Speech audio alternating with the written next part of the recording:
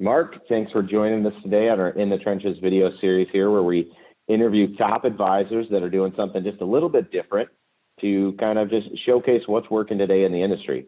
I would love to hear about your practice, how you got started, and what your take on it is that's led you to the success you're seeing today. Well, thank you so much, Brad. It's a pleasure to be here. I started in the business of financial planning, life insurance, long-term care. So I have the background. I was actually president of my local financial planning association chapter, but I also worked as an elder advocate. And so the transition I've had from insurance, financial planning, elder advocacy has put me in the market of Medicare. What I have seen is that Medicare is such an important topic for so many people. People really value the insights on someone who really understands the details of Medicare. It's a topic that, quite honestly, financial planners, CPAs, estate attorneys realize that it is of great importance to their clients. On the other hand, they don't really have the knowledge or the expertise or really the go-to resource. I have seen that people really appreciate the fact that there are experts out there, and it's not necessarily the insurance company who is focused very much on their product all the time. It has been an incredible success. And I can only say that people who have added Medicare to their book of business has seen a nice annuity. People who have added Medicare resources to their mix with a professional who can support them has been able to give value add to their clients. And that's amazing. And you use a variety of white glove services to build your book. But I think one of the interesting things that you do, and correct me if I'm wrong, but you partner with other advisors to be that expert. And how does a relationship like that work when you're working with another advisor or planner to really kind of support the value add to their client base?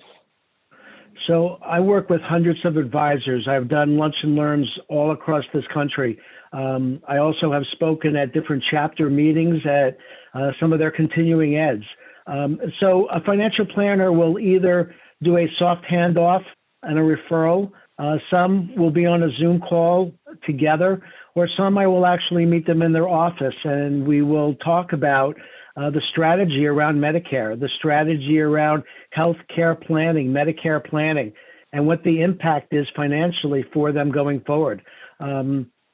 So there are different ways, and I'm flexible in terms of how to work with different allied professionals, but I truly value the work that they do. I believe this adds to their holistic work with their clients, and they're grateful that they have a resource. And how, just a couple more questions here, how does one go about becoming a Medicare expert, as you so efficiently have? I mean, you're kind of that go-to guy, right? Well, how do you get to that level? Should an advisor, should a planner look at learning that themselves? Is it easier to, work with someone like yourself? Or how does that, what does that planning and teaching look like? So there are really two different parts of the business. There's what's called Medigap, which is for clients who are higher income. Those folks are tending to move towards what's called a Medigap Med Supplement plan. You actually don't need licensing for that. So many people, planners, are able to recommend. There's a carrier or two that people recommend all the time, and they direct their clients to that area. It doesn't help them with their prescription drug plans, but many planners will say, go onto Medicare.gov, find yourself a good prescription drug plan, and they feel like they've directed them a little bit. For those folks who have a little less income, one does need to be certified in all of the carrier offerings. There's also a national exam that has to be taken every single year. And actually, all the carrier exams have to be taken every single year when you are helping people understand what's called Med Advantage plans or Parts C and D.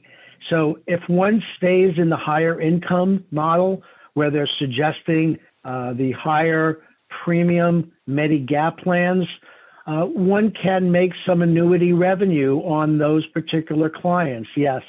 But for those who may not be able to afford them, you do need to be licensed and or utilize a resource that might be out there to help provide that service.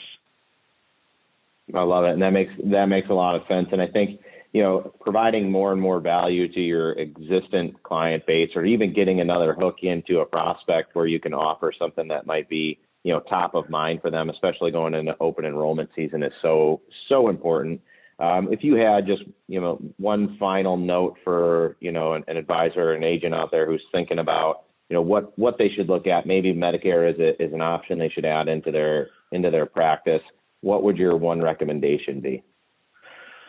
My suggestion, my comment would be is you really want to make sure you help your clients avoid the common mistakes and pitfalls. Healthcare and the budget around Medicare coverage, healthcare coverage is so vital as people get past the age of 65 and transition out of their group coverage. I believe it is part of the fiduciary responsibility of a allied professional, of a financial planner, of a CPA, to help them, guide them towards Medicare solutions. But it gives them peace of mind, and you want the client to look nowhere else but you for the answers. I love that. And for more great tips on Medicare, we do have a wonderful blog that Mark has supplied, and we'll be running some webinar trainings as well. So, Mark, appreciate the partnership as always, and thank you for this valuable information. Thank you, Brad.